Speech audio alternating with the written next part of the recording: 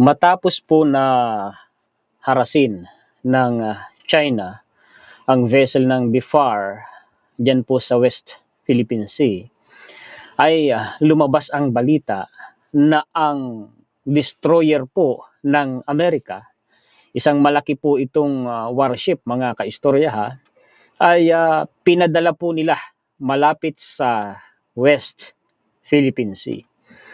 At ang isang nuclear-powered aircraft carrier din po ng Amerika ay pinadala din po, mga kaistorya, dyan sa South China Sea. Yan po ay pagpapakita, mga kaistorya, ng muscle o lakas ng Amerika bilang kahandaan po sa pag-aksyon laban sa China at pagpapakita rin po, mga kaistorya, ng puwersa sa kahandaan na pagsaklolo sa Pilipinas. At karagdagan pa pong balita, isa pong matibay na ebidensya na hawak na ngayon ni PBBM ang magpapatunay na illegal ang 10-dash line ng China.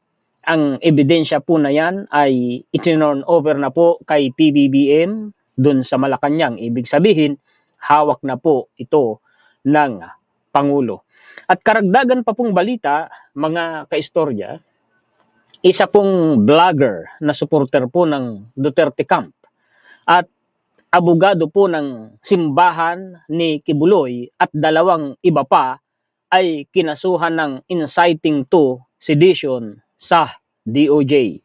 Ang nagsampa po ng kaso ay ang PNP CIDG. Yan po ang mga balita at impormasyon na maihahatid ko sa inyo ngayon, mga kaistorya. Pakishare po at pakilike.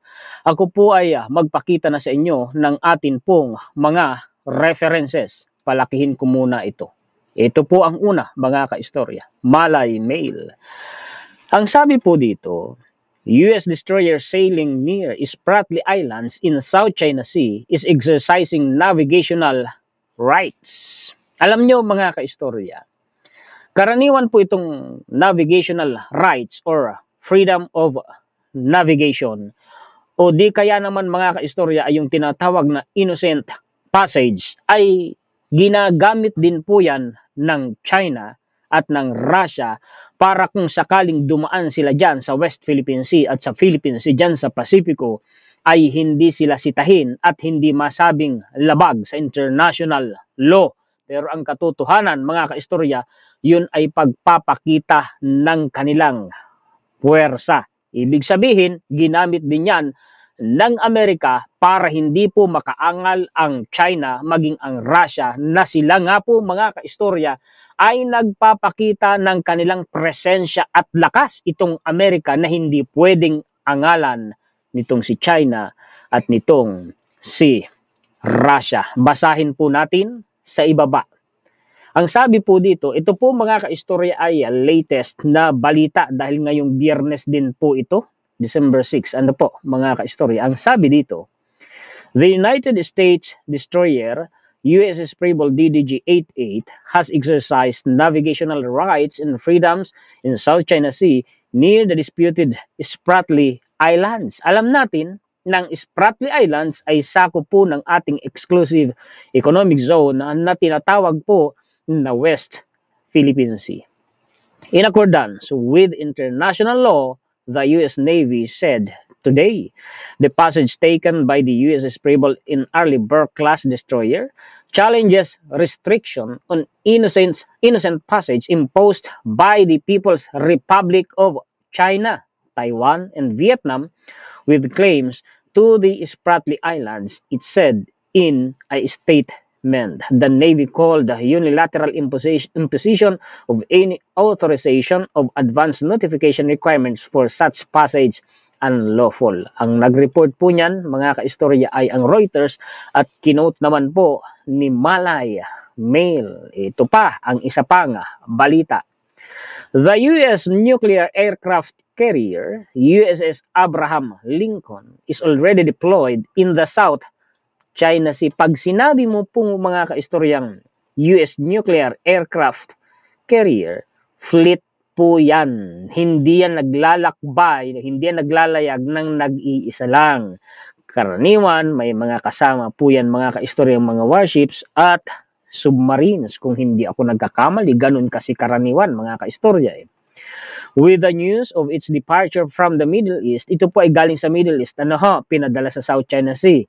The US Navy nuclear aircraft carrier USS Abraham Lincoln CVN-72 is now deployed in the South China Sea to operate within the 7th Fleet. Pagkalaki-laki na nga nung 7th Fleet, mga kaistorya, na nakadestino dyan sa Japan, dinagdagan pa. It is worth noting that the carrier had been deployed to the U.S. Central area to bolster the U.S. presence amid ongoing regional conflict. Ang regional conflict na tinatawag nila dyan ay ang conflict sa South China Sea. Pag sinabi mong South China Sea, nangingibabaw ang usapin ng West Philippine Sea. Pasensya na kayo ha, masakit ang lalamunan ko ng mga magapo at mga kaistorya. Matagal itong gumaling. Kahit sinong nakausap ko mga kaistorya, talagang paglalamunan ng napupwersa kasi. Pasensya na po kayo. The USS Abraham Lincoln, assigned to the Pacific 7th Fleet, arrived in the U.S. Central Command area of operations in late August for an indefinite period by order of Secretary of Defense Lloyd Austin. Kailan lang ay pumunta dito ng Pilipinas at nakipag-usap kay PBBM.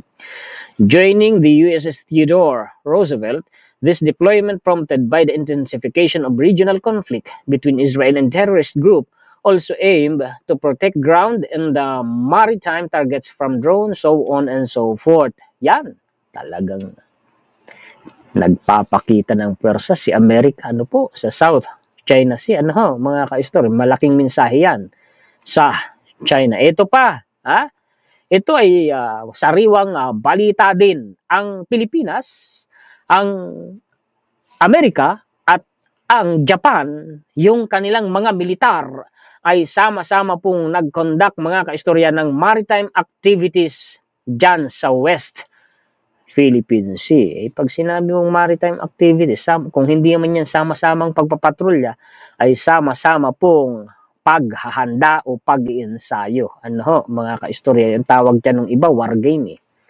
The militaries of the Philippines, the United States and Japan on Friday conducted, kahapon lang ngayon, kasi Friday mga kaistorya. And Japan on Friday conducted a multilateral maritime cooperative activity within the Philippines Exclusive Economic Zone. In a statement, the U.S. Indo-Pacific Command said the event shows the three nations' commitment to enhance regional and international cooperations for a free and open Indo-Pacific. Nanganganib nga yung malaya at ligtas na Indo-Pacific region dahil dito kay China. Yun ang dahilan. Kaya nagpapalakas ng pwersa at presensya ang EU, ang Canada, ang Amerika at ang Australia dito sa South China Sea. This builds upon previous MCAs and our continuing operations together, which strengthen the interoperability of our defense, armed forces doctrines, tactics, techniques, and procedures, the U.S. and the Pacific Command said. So on and so forth. Magagandang balita, mga kaistorya. Ito pa, isa pa ito sa aangalan ng China. Alam niyo, tinutulungan talaga tayo ng mga allied countries natin na palakasin po mga kaistorya yung atin pong AFP. Tingnan niyo ang balitang ito. Para naman po ito sa Navy natin. West Philippine Sea. Japan grants Philippines funding to boost naval capabilities. Unang-unang makikinabang dyan mga kaistorya ay yung pwersa natin sa West Philippine Sea. Japan on Thursday granted the Philippines 1.6 billion yen or $10.6 million. Ang laking pera nito aimed at beefing up its naval capabilities. A day after Manila said the China Coast Guard had harassed its government vessels. Pinapakita ng mga kaalyadong bansa natin, talagang kukuyugin ang China oras na galawin nila ang Pilipinas. Teka lang, Juan Historiador, ay tayo nga'y hinaras na naman, winaterkano na naman. Laban na kung laban. Puro na lang ikadakdak. Puro na lang salita. Puro na lang ngawa. Wala namang nangyayari. Sinasabihan pa nga po ng ating PCG at ang atin pong Navy, mga duwag naman daw. Aba, kung hindi nga lang pinipigilan ni PBBM palaban niyang mga yan, ay kung mga senior citizens nga nakaraniwang Pinoy, civilian, palaban. Hinay lang po, mga kaistorya, kasi kapag pinalagan natin ang China sa paraang gusto nila, kapag atin pong pinatulan yung China sa larong gusto nila, tayo po ay mahuhulog sa patibong na inilatag nila sa harapan ng Pilipinas para mabitag tayo. Kasi sinasadya po ng China na tayo po ay i-provoke, galitin. Kasi ang gusto ng China, tayo ang mag-umpisa ng putukan para tayo ang sisihin ng mundo kung magkadigmaan. Pagka ganun ang nangyari, mga kaistorya, malalagay sa alanganin kung tayo'y sasakluluhan o hindi ng mga kaalyado nating bansa sa mundo. Kasi tayo ang masisisi. Maging yung Mutual Defense Treaty natin sa Amerika, malalagay din yan sa alanganin. Bakit? Ito si Amerika kasi maselan din po yan sa kanilang imahe. Ayaw po nilang nababatiko sila. Ayaw nilang nasisisi sila. Ngayon, kung papatulan natin ang China sa larong gusto nila at magpapadala tayo sa pang-provoke nila, ay mangyayari. Bitag tayo sa patibong nila, mga kaistorya. Di po ba? Sana'y naiintindihan po ninyo. Kaya nga, ang order ng Pangulo natin ay pahinain ang tensyon sa West Philippine Sea. Para makita ng mundo ang nangwawalang hiya ang China at tayo ang biktima. Hindi pa po sapat na dahilan para po tayo ay makipagdigma yung pangwawater cannon. Dahil po mga kaistorya, sa teksto ng Mutual Defense Treaty, ay yan ay matitrigger lamang kung gumamit ang China ng armas. Kasi nakalagay doon, armed attack, saka re-rescue ang Amerika. Ang water cannon po ay hindi itinuturing na sandata sa digmaan. Kaya hindi matitrigger dyan yun pong Mutual Defense Treaty. Sasabihin naman ng iba, hinahayaan lang tayo ng Amerika na bulihin ng China. Alam nyo kung bakit ganun kasi, mga kaistorya, pinipigilan ng Pilipinas, ng gobyerno natin, ng presidente natin, ang Amerika na wag direktang makialam para nga po hindi lumala ang tensyon sa West Philippine Sea. Ang Amerika, kung tutuusin, gustong-gusto nang makialam ng direkta. Yun nga Coast Guard nila mga kaistorya gusto nang pasamahin sa Coast Guard natin dyan sa West Philippine Sea.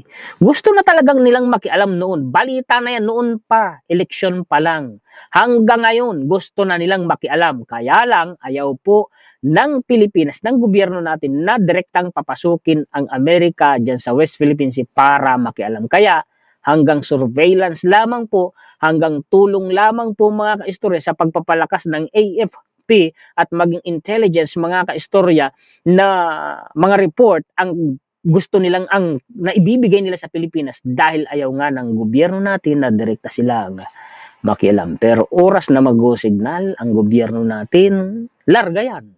Sana naiintindihan po ninyo. Kasi yun talaga ang totoong nangyayari. Okay, sunod na balita. Palakihin ko uli. Naglabasan po ang mga kakamping bansa ng Pilipinas dahil sa panghaharas ng China. Nakita ngayon ng China kung gaano karami ang kalaban nila. More nations express concern over China's action in the West Philippine Sea. Basahin natin ito, kahapon na balita ito. More nations have expressed their disapproval of China's actions. Yun nga po, yung panghaharas, kinundi na ng mga allied countries natin sa madaling sabi. Ito pa, dagdag na balita, mga kaistorya, mga kakamping bansa din natin. Countries condemn China's unlawful actions versus Philippine vessels. Marami yan, mga kaistorya. Marami yan. Mga allied countries natin. European Union lang, mga kaistorya. Bukod pa dun sa binabanggit na 4 nations. Mga kaistorya. Malalaking bansa yan, makakapangyarihang bansa. Kinundi na ang China. Ano ang kahalagahan nito? Itong condemnation na ito, mga kaistorya. Nakikita ng China ngayon kung gaano karami ang babanggain nila. Sunod na balita. Magandang balita. Dagdag lakas sa Armed Forces of the Philippines. Philippines takes delivery of last on order Spider battery. Oo, yan yun, mga kaistorya. Yan po yun. Missile po yan, mga kaistorya. Missile launcher system po yan. The Philippine Air Force has received its third and final battery of Rafael's Spider self-propelled surface-to-air missile. Ayan, mga kaistorya, gandaan Noong November 29 po yan. Ano po, mga kaistorya, ang unang delivery niyan, kung hindi ako nagkakamali, ay ito. November 2022. Ito pa, may kinalaman dyan sa West Philippines, mabuti pang mga dilawan. Kinukundi na ang China. Samantalang ang kampo ng dating presidente tahimik. Diba? Kung sa bagay, talagang ang mga dilawan, Noynoy Aquino, dating presidente, ay kaya nga nanalo tayo sa Hague ruling dahil nagdemanda sila doon. Ngayon, pinanghahawakan natin yun. Ngayon, alam ng buong mundo na tayo ang may economic legal rights sa West Philippine Sea at hindi ang China. Mabuti pa sila yung dilawan. Ayan, mga kaistorya, hindi ho ba? Sunod na balita. Ito po yung ebidensya na sinasabi ko sa inyo na hawak na ni PBBM. Ito yung magpapatunay na illegal ang 10-dash line ng China. Presentation of the Murillo Velarde 1734 map to the President. Ito, ginawan ko to ng dedicated content. Browse na lang po kayo sa upload ko sa aking YouTube channel. Ano po? Ito po yan, mga kaistorya. Ayan, tinanggap na pong formal ni PBBM yan sa Malacanang. Yan pong Murillo Velarde map na yan ang tinatawag na Mother of all Philippines map. Yan yung pinakabasihan. Ano po, malinaw makikita dyan ng Scarborough Shoal noon pang dekada 17. Noong 17th century, mga kaistorya, ay sakop na natin yung Scarborough Shoal. Tingnan ninyo 17th century, may mapa na tayo ng Pilipinas. Nandun ang Scarborough Shoal. Samantalang ang China, inimbento nila yung 10-dash line nila. Nag-original yan, 11-dash line Tapos nagginawa nilang 9-dash line dahil sa Vietnam. Tapos ngayon, ginawa ulit nilang 10-dash line. Pabago-bago, ibig sabihin, inimbento nga lang. Inimbento nila yan, 1940s. Mga kaistorya, mahigit 200 years ang pagitan. See? Kaya kung historical rights lang, kasi yun ang ipinangangalandakan ng China, yun ang ikinakatwiran nila sa mundo, historical rights daw. Aba, ay mas matanda yung ipinaglalaban nating historical rights. At ngayon pa nga, ay nakasang-ayon pa sa international law. Ay di po ba, mga kaistorya, mas matibay yung atin. Ito pa, dagdag na balita. Vloggers, SMNI personalities submit counter affidavit versus inciting to sedition complaint. Mabigat-bigat na kaso ito. Kahapon po ito, mga kaistorya. Former National Task Force to End Local Communist Armed Conflict Resource Person Eric Celis cried harassment after filing his counter affidavit to the inciting to sedition complaint. He is facing before the Department of Justice sa DOJ. Kinasuhan, nag-file sila ng counter affidavit, mga kaistorya, dahil sa kasong inciting to sedition. Bukod kay Eric Celis, mga kaistorya, ay kasama si Lorraine Badoy Partosa, At ang vlogger na si Byron Cristobal na kilala sa tawag na Banat Bay at abogado po ng simbahan ni Apollo Kibuloy na si Israelito Torion ay nag-file din po ng kanilang counter affidavits. The inciting to sedition complaint against the respondents was filed by the PNP CIDG group Detector Police Brigadier General Nicolas Torre III last October. Ayan, noong October pa pala isinampa ang kasong ito. At ngayon ngay nag-file itong mga respondent, mga kaistorya, ng counter affidavit. Mga kaistorya. The complaint was filed following the PNP Service of Arrest Warrant against KOJ's leader, Pastor Apollo Kibuloy. Yun pala yun. Isa itong harassment complaint, sabi ni well, korte na, DOJ na ang magsasabi, mga kaistorya, kung guilty nga ba ang mga taong ito o hindi. Mga kaistorya. So yan po ang mga balita at impormasyon na maihahatid ko sa inyo, mga kaistorya. Pasensya na, medyo late ako ngayon na nagbigay sa inyo ng update dahil kaninang maghapon ay may ginawa tayong importante.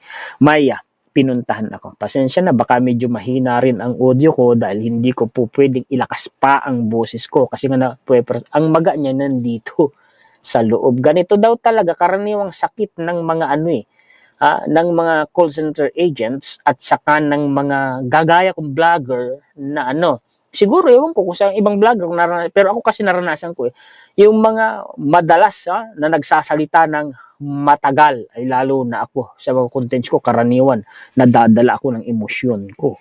Di po ba mga kaistorya? Pasensya na So kailangan maging control ako sa pagsasalita.